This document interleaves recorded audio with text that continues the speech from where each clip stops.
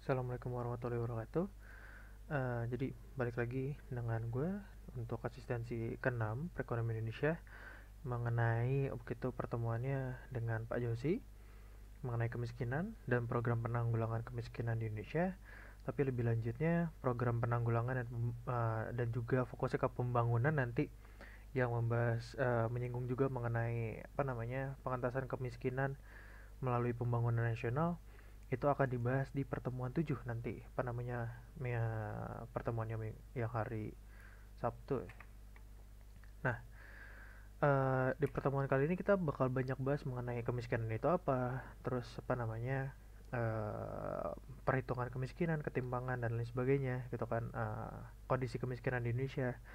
Nah, untuk pertemuan ke-6 dan ke-7 ini untuk gue sendiri merasa sebenarnya ada beberapa pemikiran-pemikiran yang gue kurang nyaman gitu dan juga gue kurang pahami, uh, apa namanya sehingga mungkin nanti di pertemuan 6 dan 7 ini untuk asistensi itu gue akan ada beberapa bagian yang dari kuliah dari Pak Yosi itu yang tidak akan gue jelaskan secara mendalam.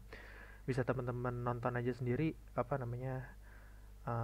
pemaparan materi melalui Pak Yosi, tapi gue akan memaparkan beberapa kondisi-kondisi yang terjadi di Indonesia dan juga apa sudut pandang yang bisa kita ambil secara general gitu. Kalau untuk secara spesifik dan lebih lanjutnya bisa silahkan nonton aja dan juga baca dari materinya Pak Yosi gitu. Nah, di Indonesia sendiri sebenarnya kemiskinan itu kan ya sudah sahabat lama lah sebenarnya gitu kan, dimana Indonesia dari zaman kapan tahu gitu kan dijajah dan lain sebagainya. Terus setelah merdeka nggak langsung kaya raya tajir dan lain sebagainya kan, malah negara kita waktu itu terlilit utang karena harus membayar beberapa ganti rugi terhadap Belanda dan juga masih ada gejolak-gejolak lainnya. Nah, data kemiskinan itu umumnya ngebahas kemiskinan absolut. Jadi apakah seseorang itu bisa atau nggak bisa memenuhi kebutuhan minimumnya untuk sehari-hari. Nah, uh, apa namanya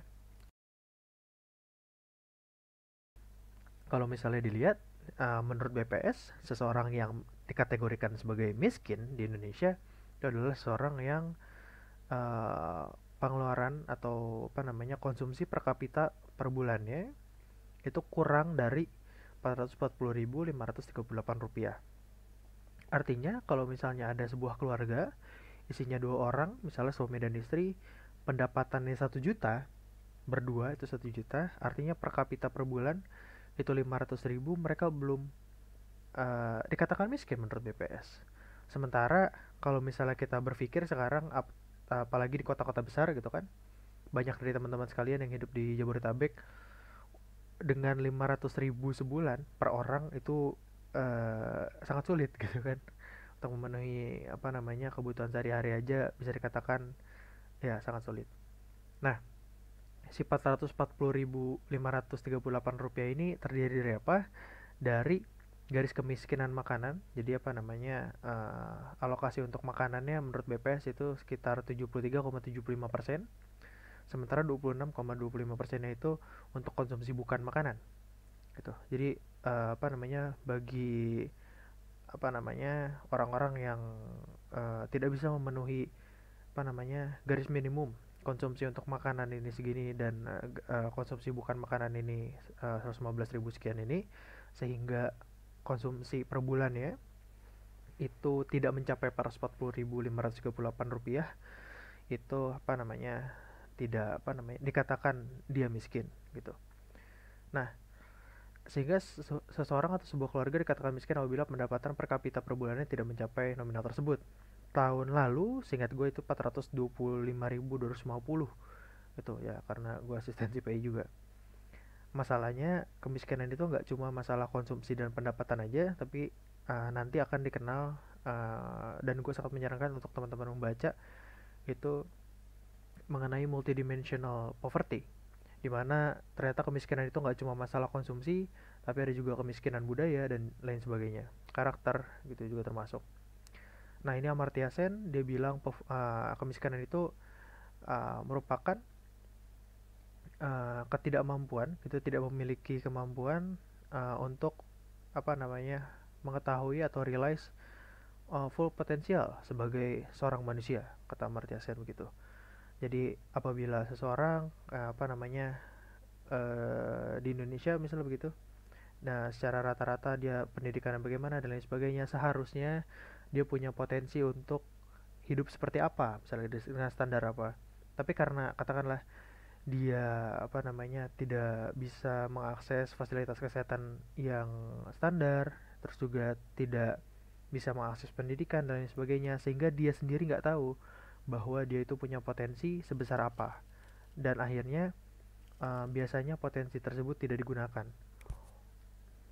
Nah, itu juga termasuk kemiskinan menurut Amartya Sen. Nah, beberapa penyebab dari kemiskinan itu apa namanya adalah di dalam apa namanya kayak sektor gitu, sektor kesehatan, atau misalnya beberapa behavior yang mempengaruhi kemiskinan lah. Itu adalah mengenai kesehatan gitu kan, entah dia bisa mengakses atau tidak bisa mengakses fasilitas kesehatan, umur, gender, apa namanya genetik, terus juga lingkungan eksternal dan juga lingkungan sosial. Nah, jadi kemiskinan itu disebabkan adanya shortfalls dari capabilities tersebut.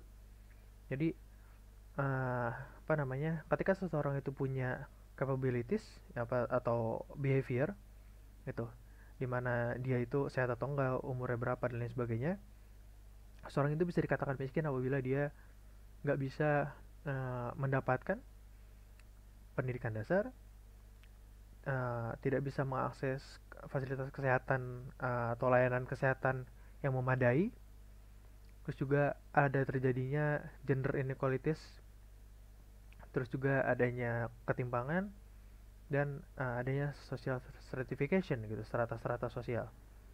Nah, jadi masalah kemiskinan ini nggak cuma tadi mengenai konsumsi orang itu kurang dari berapa sebulan, nggak, tapi ada juga kita membahas mengenai orang itu miskin karena dia nggak bisa memenuhi atau tidak bisa menikmati kapabilitasnya gitu, kurang lebih seperti itu bahasanya.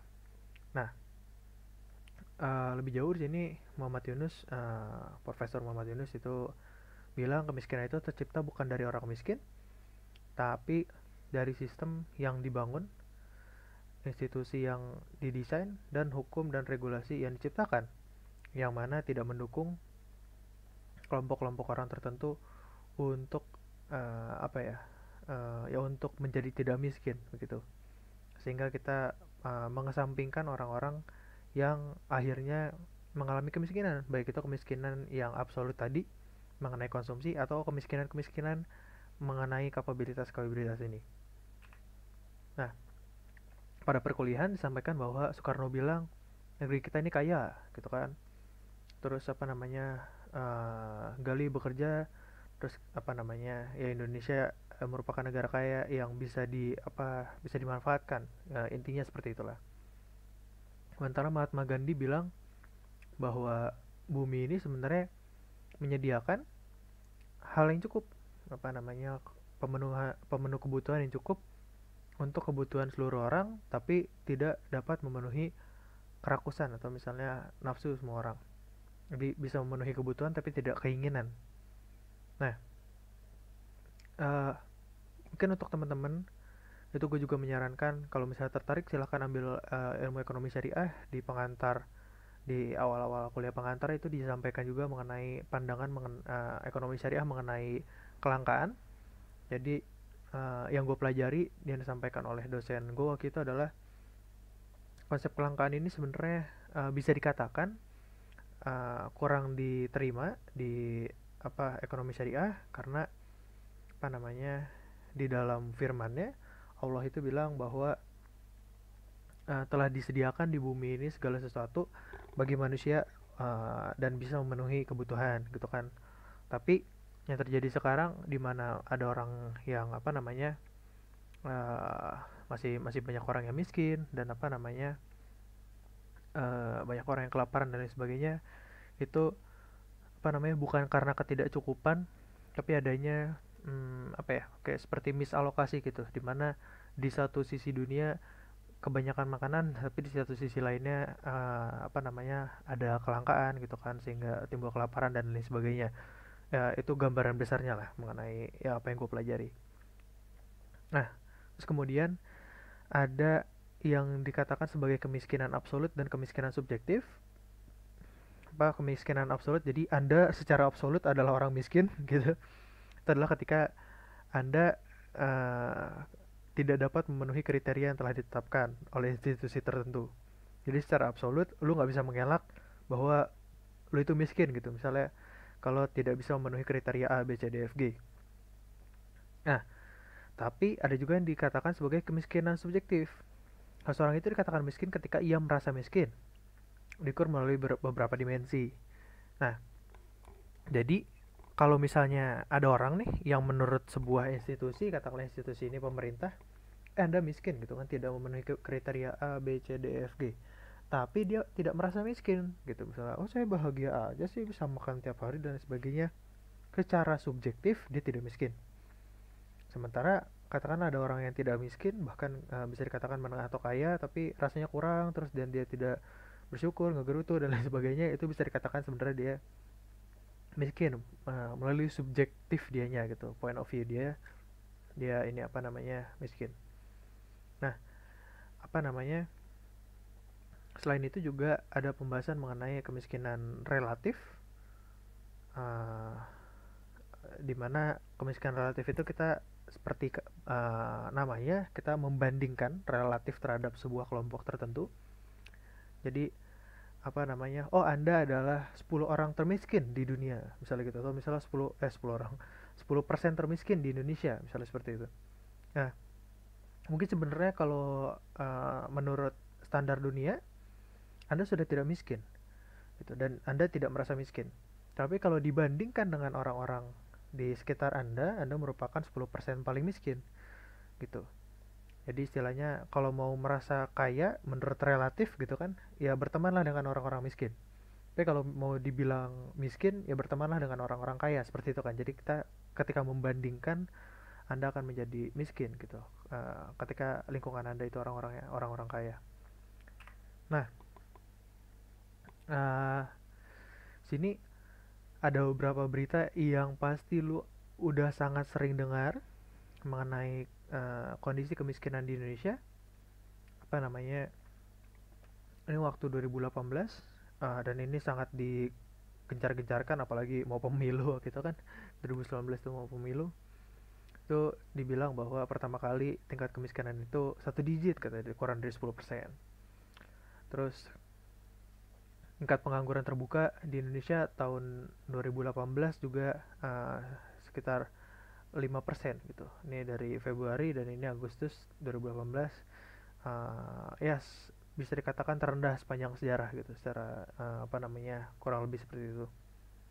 Nah, yang jadi masalah adalah sebenarnya tadi gue bilang kalau misalnya kita ngomongin pakai data BPS gitu kan, dan juga pengangguran, kemarin gue sudah bahas mengenai pengangguran di asistensi dan juga di kuliah perkuliahan Padewa, dibahas oleh Padewa, bahwa orang yang bekerja adalah orang yang melakukan sebuah aktivitas mau dibayar maupun tidak dibayar selama 1 jam, selama seminggu ke belakang. Jadi misalnya apa namanya, ketika diwawancara atau seseorang itu minggu lalu pernah misalnya melakukan aktivitas yang produktif dan tidak dibayar, dia tetap dianggap bekerja. Padahal secara sosial gitu kan, secara ya kehidupan sehari-harinya dia dianggap pengangguran gitu kan. Dan juga tadi kemiskinan itu tahun 2018 gue nggak tahu ininya berapa, uh, apa namanya, garis kemiskinan absolutnya, tapi pasti lebih rendah daripada yang sekarang. Nah, itu apa namanya, uh, 9% ini itu merupakan orang-orang yang miskin absolut gitu kan. Sementara masih banyak orang-orang yang tadi gue bilang, ya berdua tapi pendapatannya 1 juta, artinya per orang secara rata-rata 500 ribu sebulan, yang mana in real life itu itu kehidupannya susah gitu kan, bisa dikatakan miskin, tapi menurut BPS dia tidak miskin gitu. Jadi apa namanya, ada ya, apalagi berbicara mengenai data ini cukup sulit gitu. Jadi kalau dari beberapa orang gitu kan, untuk bilang bahwa oh data kemiskinan, data pengangguran itu jadi alat politik, gue setuju tidak setuju gitu. Nah, ada beberapa kriteria mengenai kemiskinan di berbagai negara, bisa dilihat. Salah satunya adalah kriteria dari Bank Dunia, di mana Bank Dunia itu bikin kriteria apakah dia memenuhi 1,1 apa namanya dolar per hari, tapi PPP 2011. Apakah dia memenuhi 3,2 seingat gue yang kedua, terus yang ketiga adalah 5,5 dolar per hari. Itu artinya kalau kita hitung-hitung, 2 dolar per hari itu kira-kira 30.000 sehari, per bulannya kira-kira uh, berapa, 900.000 lah ya, artinya per orang kan. Sementara yang 3,2 tuh kira-kira 50.000 sehari, per bulannya 1,5 juta. Sementara yang 5 dolar sehari itu apa namanya, sekitar 70 ribuan atau 80 ribu sehari, sehingga sebulan kira-kira per orangnya itu 2,5 juta lah. Nah, kalau misalnya kita lihat sini, uh, dengan yang 2 dolar sehari, 1,9 dolar 2011 PPP, itu di tahun 90-an itu sangat tinggi, lebih dari 60%. Sekarang sudah di bawah 10% gitu kan. Wah, pencapaian ini. Tapi kalau misalnya kita lihat di 3,2 dolar sehari, itu bahkan sekarang, nah, ya, data terakhir tahun 2018 itu masih lebih dari 20%.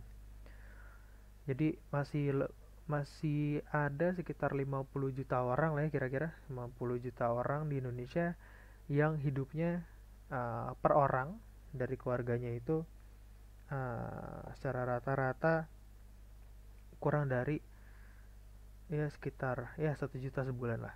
Jadi kalau misalnya dia punya keluarga anggotanya itu 3, pendapatan keluarganya itu cuma 3 juta, itu masih ada 50 juta orang gitu kan, dari berapa juta keluarga lah. Nah terus apa namanya, eh kalau misalnya dia keluarganya ada 10 orang, pendapatannya kurang dari 10 juta dan seterusnya lah gitu ya, apa namanya, kalau kita apa namanya estimasi secara kasar seperti itu. Nah, lebih parahnya lagi kalau misalnya kita lihat pakai ini, bahwa lebih dari 50% bahkan sampai 2018 itu masih dikatakan miskin dengan standar yang ini. Gitu kan. Apakah Anda merupakan seorang yang standarnya miskin? Apakah saya merupakan orang yang standarnya miskin? Menurut ini silahkan dihitung sendiri. Gitu kan. Ya, cuma bagi yang ternyata menemukan Anda miskin, ya semangat. Saya juga dihitung miskin gitu kan dengan standar ini gitu. Nah, ini kalau kita lihat di tahun 2019 dan 2020 sampai dengan Maret, apa namanya, diambil 15 Juli, jumlah dan persentase penduduk miskin menurut daerah 2019 2000, oh ya ini perkotaan dan pedesaan, kita masih lihat bahwa orang-orang yang tinggal di desa masih relatif lebih miskin daripada di kota. Apa namanya, jumlahnya lebih banyak gitu kan. Terus persentasenya juga lebih banyak gitu kan. Nah, apa namanya, kalau misalnya kita ngomongin tentang jumlah ini juta orang, uh, wah apa nih, wah bisa gini sekarang. Apa namanya, kalau kita ngomongin tentang jumlah orang secara keseluruhan di Indonesia itu sekitar 24 sampai dengan 26 juta orang yang masih dapat dikatakan miskin. Apalagi sekarang kondisinya sedang Covid. Apa namanya, mungkin bisa jadi sampai 28 atau 29 juta orang yang bisa dikatakan miskin di Indonesia. Sehingga persentasenya bisa jadi 10% lagi, itu adalah hal yang sangat mungkin. Itu bukan hal yang tidak mungkin, itu akan terjadi karena shock perekonomian ini. Nah, orang miskin yang ada sebanyak itu, yang katakanlah data terakhir ini bilangnya 26,42 juta orang, itu apa namanya, penduduk DKI Jakarta itu kira-kira tahun 2020 itu ada 10 juta orang, 10,5 juta orang. Jadi estimasi orang miskin Indonesia itu masih lebih banyak daripada jumlah penduduk Jakarta plus penduduk Singapura tambahin sekalian, dimana Singapura itu 5 juta. Sekalian tambahin Bandung deh gitu. Ya ini sampai 2010 sih. Katakanlah dia jadi 2,5 juta, terus ini jadi 6 juta, itu tetap masih lebih sedikit daripada jumlah orang miskin di Indonesia, di seluruh Indonesia. Jadi kalau misalnya seluruh orang miskin di apa namanya disatukan bikin provinsi baru, itu bisa bikin negara baru tuh, ngalahin Singapura gitu kan. Ya silakan tambah masa aksi 212 sekalian lah. Masih kalah itu jumlahnya. Ya, gue juga nggak tahu sebenarnya masa aksi 212 ada berapa gitu kan, banyak ininya, banyak apa namanya, klaim ya. Jokes aja itu. Nah, kembali lagi ke masalah tingkat kemiskinan, terlihat dari tahun ke tahun sebenarnya ada penurunan tingkat kemiskinan, dimana kalau kita lihat sini, oh awalnya banyak itu kan hampir 100% bahkan ya, 98 itu yang kurang dari 5,5 dolar sehari, terus penurunan. Sini juga kita lihat ada penurunan, sini juga kita lihat ada penurunan. Masalahnya kalau misalnya kita lihat penurunannya, di mana di sini penurunannya cukup curam, terus kemudian semakin lama penurunannya semakin landai. Jadi ada diminishing. Oh, udah bahasanya anak FE banget ya, apalagi anak IE gitu kan. Oh, diminishing, diminishing, diminishing. Ya, jadi apa namanya? Ada penurunan marginal rate dari penurunan kemiskinan gitu. Nah, kenapa? Karena dengan usaha pemerintah dan juga ya apa yang terjadi di Indonesia sekarang, banyak orang yang sudah keluar dari kemiskinan, dari kategori miskin. Masalahnya yang tersisa adalah orang-orang yang paling miskin dari yang miskin. Jadi bisa dikatakan kalau bahasa kasarnya adalah kerak-kerak kemiskinan gitu. Apa namanya? eh Bisa dibilang ya yang paling susah untuk diangkat dari golongan miskin gitu. Sehingga kalau misalnya kita disuruh untuk apa namanya mencoba mengeluarkan mereka dari kemiskinan, itu usahanya sangat keras, sangat sulit lah. Sementara yang sudah lulus gitu, sudah graduate dari kelas orang miskin ini adalah kelompok-kelompok yang the richest of the poor gitu. Mereka miskin tapi masih dekat-dekat lah dari garis kemiskinan. Sehingga dengan sedikit bantuan, dengan sedikit pemberdayaan, dengan sedikit usaha, kita bisa meluluskan mereka dari status kemiskinan. Beda sama yang udah tersisa ini. Nah, jadi kalau kita lihat nih dari apa namanya kuliah bapaknya dibilang ada kemiskinan tuh ada yang kronik, transien gitu kan, nanti akan gue jelaskan di mana orang-orang yang apa namanya ini persentase ya, apa namanya miskinnya kronis itu masih segini kira-kira. Ini sampai tahun 2005 aja datanya, gue nggak tahu untuk data-data terbarunya, gue juga nggak sempet nyari. Tapi masih ada ini nih, transient poverty yang kira-kira 12 sampai 18% di Indonesia. Jadi transient poverty itu bisa dikatakan sebagai kelompok rentan. Yang mana sekarang kayak gitu kan, yang kayak sekarang nih kayak ada shock, itu mereka sangat rentan untuk kembali miskin.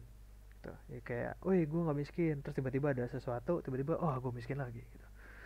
Itu transient poverty apa namanya? Sederhananya seperti itu. Nah, kenapa sih isu kemiskinan ini jadi penting? Ya karena sebenarnya uh, apa namanya seperti kita sudah berjanji gitu loh pada diri kita sendiri warga Indonesia itu untuk apa ya, kesejahteraan bersama gitu kan. Dimana seharusnya melalui cita-cita tersebut nggak ada lagi kemiskinan. Kayak dari Pancasila ada kemanusiaan yang adil dan beradab, adil, terus keadilan sosial, terus di pembukaan UUD katanya pembangunan Indonesia itu ditujukan untuk masyarakat yang berdaulat, bersatu, adil dan makmur. Terus pada UUD 1945 pasal 34 katanya fakir miskin dan anak terlantar itu dipelihara oleh negara, jadi seharusnya apa namanya uh, ya bisa dikatakan orang miskin itu, seluruh orang miskin itu merupakan tanggung jawab dari negara. juga RPJMN dari 2019-2024 itu targetnya adalah penduduk miskin di bawah 6%. Terus juga tercapai kecukupan pangan yang bermutu dan terjangkau. Terus juga kita juga punya SDGs, kita salah satu negara yang mengakui dan juga bercita-cita untuk mencapai dan merealisasikan SDG. Terus uh, selain itu, selain janji-janji pada diri kita sendiri itu sebenarnya kemiskinan itu secara ekonomi dan sosial itu juga buruk, di mana ada eksternalitas negatifnya. Ya paling gampang adalah ada kriminalitas, poverty cycle gitu kan, yang orang miskin punya anak, miskin lagi, punya cucu, miskin lagi, dan seterusnya.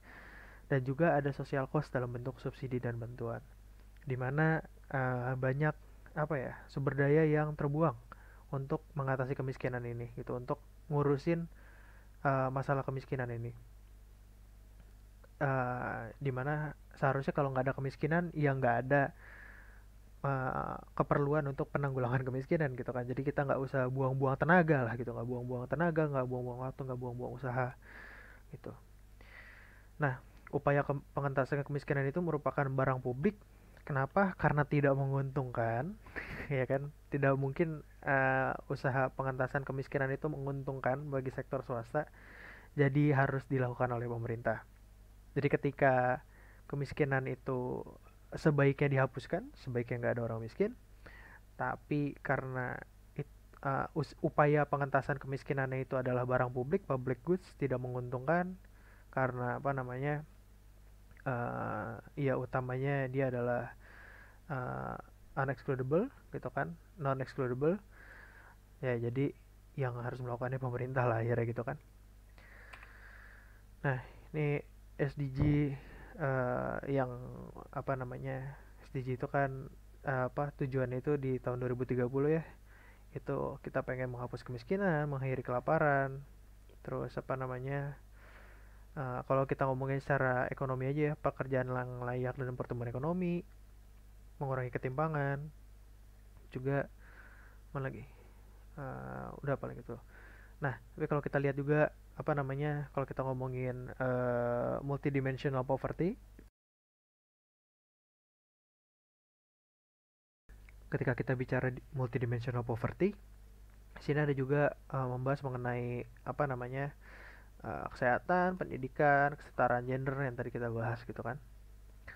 Nah, definisi kemiskinan menurut World Bank itu adalah orang yang nggak bisa memenuhi standar of living, tidak tadi dia bilang 1,9, 3,2 dolar, 5,5 dolar, atau menurut standar dari negara masing-masing gitu.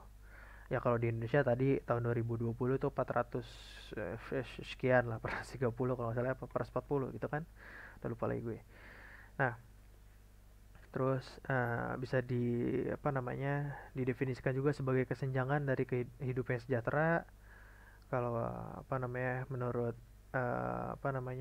Bank Dunia itu adalah kelaparan, nggak punya shelter, atau sakit tapi nggak bisa ke dokter, jadi ya serba kekurangan lah intinya gitu kan. Terus nggak bisa mengakses ke pendidikan, ya sehingga nggak bisa baca, terus nggak bisa mengakses pekerjaan, hidupnya nggak tenang dan lain sebagainya gitu kan. Dan dia nggak punya representasi atau freedom, dan powerlessness.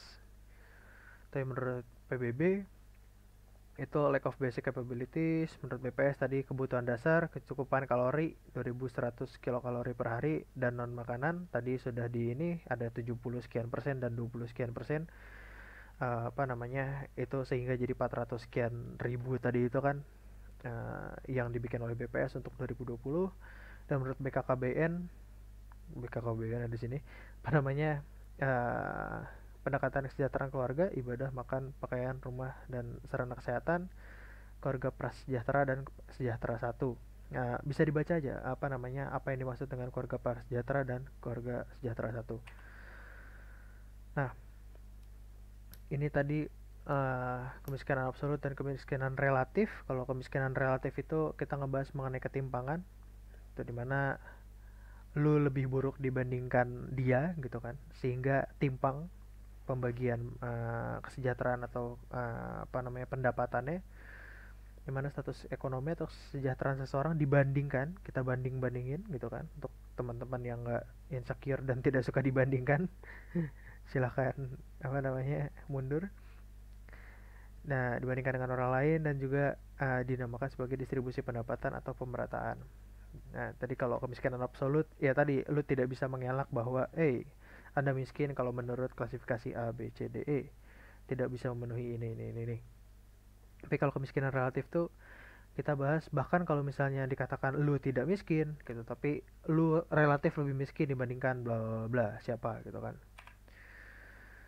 Nah, ini gue sangat sarankan untuk dipelajari apa namanya itu mengenai 3 ukuran kemiskinan. Ada P0, ada P1 dan P2, di mana P0 itu kita ngomong berapa orang, berapa banyak orang miskin.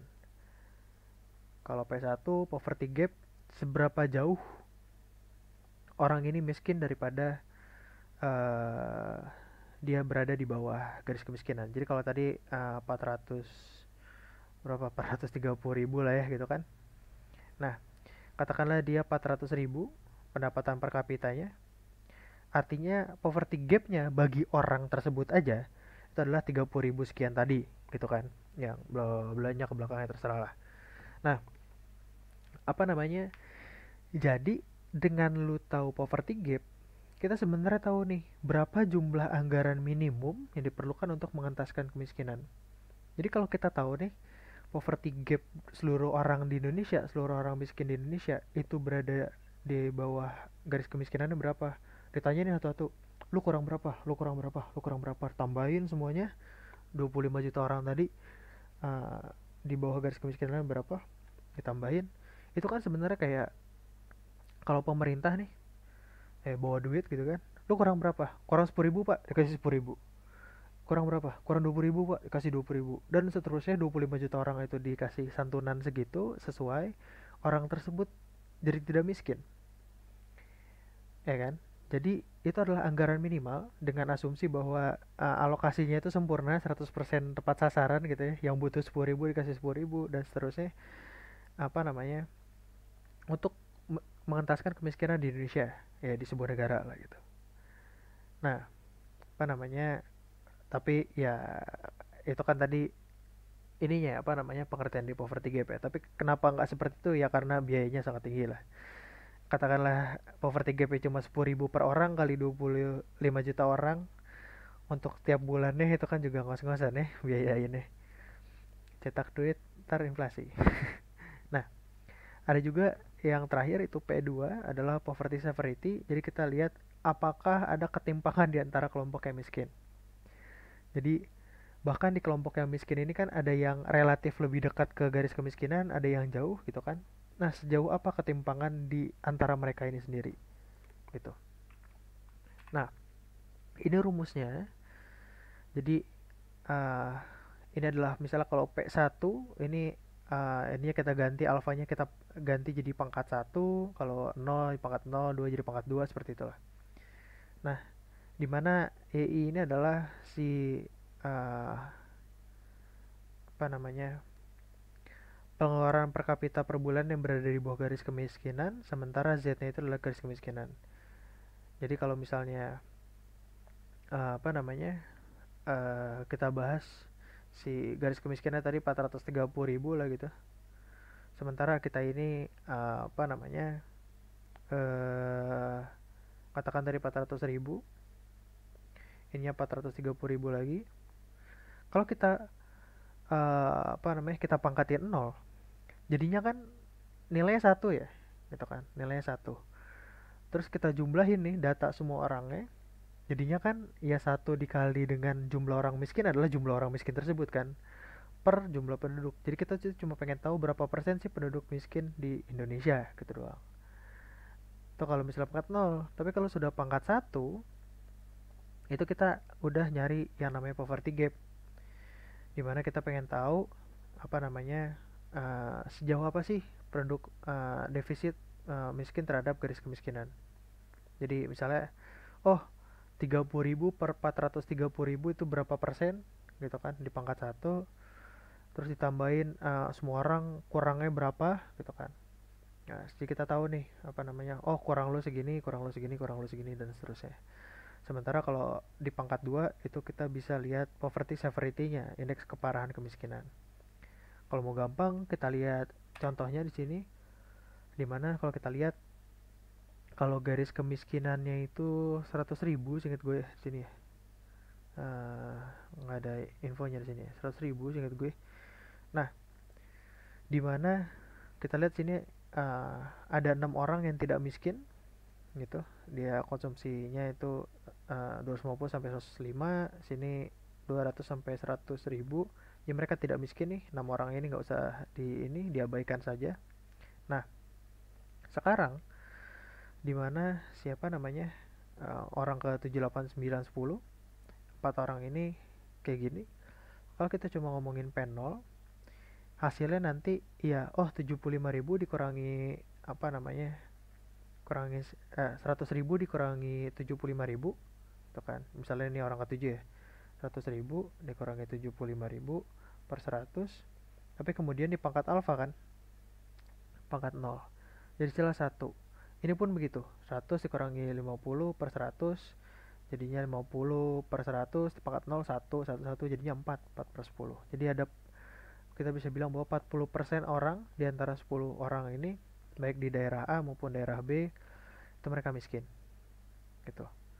Nah, artinya tingkat kemiskinannya sama nih gitu kan, mana yang lebih apa namanya lebih baik gitu kan, kita nggak tahu sebenarnya. Nah, kalau kita lihat gapnya gimana nih, ternyata di sini poverty gapnya lebih tinggi nih gitu kan, dibutuhkan anggaran yang lebih tinggi lah seperti itu, uh, secara rata-rata, untuk apa namanya mengentaskan kemiskinan gitu. Nah, kalau kita lihat poverty severity-nya seberapa parahnya, kita lihat di sini lebih besar gitu kan, karena di antara 4 orang miskin ini di daerah A itu ada yang lebih condong ke arah lebih apa ya, lebih kaya gitu kan, dikit lagi lulus lah dari kemiskinan, yang ini jauh banget untuk lulus dari kemiskinan, si 25.000 ini. Sementara di sini empat-empatnya itu punya rate yang sama gitu kan, sehingga mereka miskinnya bareng-bareng, nah, dan gak timpang di antara mereka. Jadi kalau dilihat apa namanya keparahan kemiskinannya lebih parah yang ini, lebih gede gitu. Apa namanya silahkan di ini aja, di apa namanya diketahui aja ini rumusnya, dan bisa digunakan kalau misalnya nanti diperlukan. Untuk teman-teman yang udah ngambil atau akan mengambil ekonomi kemiskinan, harusnya cukup apa namanya cukup familiar dengan rumus ini. Nah, tadi gue juga sempat bahas mengenai kemiskinan transient, apa kemiskinan yang transitif atau berpindah-pindah, sama kemiskinan kronis. Apa sih bedanya? Kalau orang yang miskin secara kronis, itu dia miskin terus dan gak pernah lepas dari garis kemiskinan. Nah, atau sesekali lepas dari garis kemiskinan, tapi rata-rata pengeluarannya berada di bawah garis kemiskinan. Jadi kalau misalnya kita lihat, ya dia sudah miskinnya kronis lah, sudah parah gitu. Ya, entah dia tidak pernah merasakan tidak miskin gitu kan. Ya, bahasa kasarnya, entah dia tidak pernah merasakan kesejahteraan gitu kan, atau dia merasakan kesejahteraan tapi jarang-jarang, itu cuma di kesempatan-kesempatan tertentu aja. Sementara orang yang miskin transien adalah masyarakat yang rentan, jadi sangat mudah jatuh ketika ada shock. Jadi rata-rata rata-rata konsumsinya atau pengeluarannya itu sudah sama atau lebih dari garis kemiskinan, tapi kalau kita lihat ketika ada shock dia akan jatuh miskin gitu. Nah, jadi kalau misalnya kita lihat ini chronic poor adalah orang yang rata-rata apa namanya rata-rata konsumsinya atau pendapatannya itu di bawah garis kemiskinan, yang apa namanya yang putus-putus ini garis kemiskinan, uh, sehingga dia nggak pernah keluar dari garis kemiskinan, atau dia keluar dari garis kemiskinan tapi jarang-jarang, itu untuk kondisi-kondisi tertentu aja. Nah, Untuk miskin yang transitif, yang transient, poor, itu dia entah konsumsinya sudah di rata-rata sini atau di atas rata-rata, di atas garis kemiskinan gitu. Ya, jadi rata-rata konsumsinya sudah di garis kemiskinan atau di atas garis kemiskinan. Tapi ketika ada sesuatu, gitu, ada sesuatu yang terjadi pada ya dirinya atau misalnya perekonomian dan lain sebagainya, expenditure-nya berada di bawah garis kemiskinan. Jadi dia masih bisa jatuh miskin gitu kalau misalnya terjadi sesuatu. Sementara orang yang tidak pernah miskin, ya kita lihat aja di sini udah di atas gitu kan, apa namanya, rata-rata pengeluarannya, dan mau kayak gimana pun kondisinya dia nggak pernah miskin. Jadi kalau misalnya kita lihat di masyarakat di Indonesia ketika ada COVID gitu kan, PSBB dan lain sebagainya, terus bisnisnya tidak lancar, terus jatuh miskin, artinya dia merupakan orang yang awalnya itu bisa dikatakan kelompok yang rentan gitu. Nah, yang jadi masalah adalah kelompok yang rentan ini kalau misalnya kelamaan miskin bisa jadi malah jadi chronic poor gitu loh. Bahaya juga itu. Mempersulit kondisi apa namanya cita-cita kita untuk menghapus kemiskinan. Nah, ini ada rumus Gini indeks.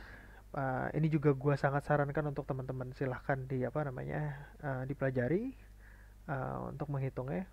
Dimana Gini indeks itu adalah satu dikurangi uh, total dari frekuensi dikali apa nih, pendapatan atau siapa persentase GDP yang dinikmatin sama kelompok yang lagi kita bahas dikurangin yang dibahas apa kelompok yang sebelumnya. Maksudnya gimana? Kita lihat aja di sini. Misalnya kan dibagi 5 nih, 20% termiskin, 40% termiskin, 60% termiskin, 80% termiskin, sama 20% terkaya gitu lah. Nah, jadi ada 5 kelompok, kelompok 1, kelompok 2, 3, 4, dan 5. Kita lihat 20 orang termiskin itu di sini, 20% orang termiskin di sebuah negara itu menikmati mana nih? 8% konsumsi gitu. Sehingga kalau misalnya kita balik ke rumus ini, frekuensinya itu 20%, ya 20% orang termiskin kan dikali dengan konsumsinya tadi 8%, dikurangi sama 0% gitu kan. Nih, ditambah katanya. Ditambah apa ditambah katanya. Ini emang gue ini sih. Ditambah, sorry, ditambah. Kita lihat nanti lah ya. Nah, terus kemudian uh, di 20% selanjutnya gitu kan. Di kelompok yang termasuk 20% selanjutnya itu adalah ya ada 20% gitu kan. Terus mereka menikmati 12% konsumsi. Jadi dia dari 8 sini dia sekarang menikmati 20%. Jadi dia menikmati 12%. Jadi sekarang 0,2 20% dikali apa namanya? Uh, ya ini harusnya dikurang. Kurang nggak sih? Gue agak bingung sebenarnya. 0, kok jadinya gini? 0,28. Oke. Ya, bingung gue. Oke, kita ikutin dulu aja. Soalnya gue waktu itu sempat ngitung itu pakai rumus apa gitu ya, pakai ini kalau nggak salah, tambah ya. Nah, apa namanya, kita lihat dia uh, oh oke oke ya, ditambah, nampaknya sih ditambah apa namanya, jadi kita sekarang konsumsinya titik atasnya itu 20% sini kan, terus titik bawahnya yang di sini adalah 0,08% tadi, sini konsumsinya 8%. Nah, kemudian untuk 20% selanjutnya di yang kelompok ketiga, 20% selanjutnya itu konsumsinya jadinya berapa nih? Uh, 35% katanya di sini. Jadi dia 0,2 ditambah 0,27. 0,27 dari mana nih? Bingung. 0,27 bukannya 0,35, bukan. 0,2 0, enggak dong, wah bingung. YI nya itu adalah uh, oke, gue bingung. Nanti lah ya, sorry. Singkat gue tuh harusnya dikurang sih. Soalnya ini angkanya dari mana nih? Ngaco semua. Tuh kan? Ya, ntar lah ya. Sorry. Dulu gue ujian pakai apa ya? Nah, balik lagi aja ke ininya, dimana ada kemiskinan yang multidimensi. Itu kemiskinan itu nggak cuma ngomongin soal ekonomi, tapi juga sosial, politik, dan budaya. Dimana sosial itu apa namanya, tidak punya apa namanya, hubungan sosial gitu kan. Jadi mungkin kalau teman-teman ada yang pernah dengar hikikomori, mungkin itu bisa dikatakan miskin secara sosial ya. Terus insecure, bagi teman-teman yang insecure, ya kita miskin secara sosial gitu. Atau misalnya secara politik tidak punya kekuatan, tidak didengar gitu. Jadi bisa dikatakan sebenarnya 100% masyarakat Indonesia itu miskin karena tidak didengar oleh perwakilan.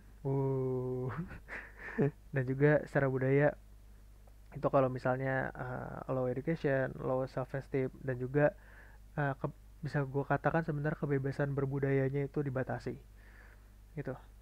Nah, ini ada beberapa indikator kesejahteraan juga, itu moneter dan moneter. Kalau moneter itu kita ngomonginnya tadi misalnya pendapatan Anda apakah sudah melebihi sekian, atau misalnya konsumsi sudah melebihi sekian.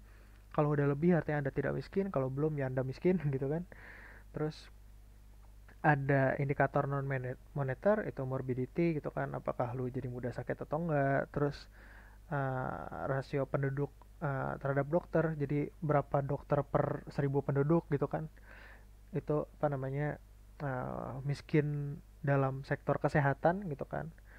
Terus juga literasi rate, ini pendidikan juga, ini kesehatan juga, dan lain-lainnya lah, yaitu rumit. Jadi tadi balik lagi bahwa uh, data kemiskinan yang biasa dibahas itu tidak membahas mengenai kemiskinan-kemiskinan dalam bentuk-bentuk lainnya gitu kan. Mungkin ada orang yang ya bisa dikatakan menurut ini tidak miskin, menurut apa namanya, klasifikasi-klasifikasi moneter yang biasa kita bahas. Menurut pemerintah dia tidak miskin tapi hidupnya tidak bahagia gitu kan. Nah itu bisa dikatakan sebagai miskin. Nah sementara indikator tadi indikator non moneter, sekarang ada indikator komposit di mana menggabungkan antara yang moneter dan non moneter. Ini ada beberapa ide bagaimana cara untuk meraih apa ya, cita-cita kita untuk memberantas kemiskinan. Itu adalah merubah pendekatan, di mana upaya penanggulangan kemiskinan itu pendekatannya dirubah dari yang pendekatannya berbasis bantuan. Jadi kalau misalnya kita lihat sekarang kan, ada orang miskin kita bantu, kita kasih uang, kita kasih sembako gitu kan, dan lain sebagainya. Tapi diganti jadi berbasis pemberdayaan. Inilah yang dibahas oleh Pak Yosi, bahwa orang miskin itu bukan diberi bantuan tapi diberikan hak, seperti gitu kan. uh, gue waktu awal kuliah juga kayak maksudnya gimana gitu kan. Jadi sekarang pengentasan kemiskinan itu bukan masalah outcome-nya. Jadi kayak orang ini miskin, konsumsinya kurang dari garis kemiskinan, kita tambahin gitu sehingga dia bisa konsumsi lebih dari tersebut. Enggak bukan gitu.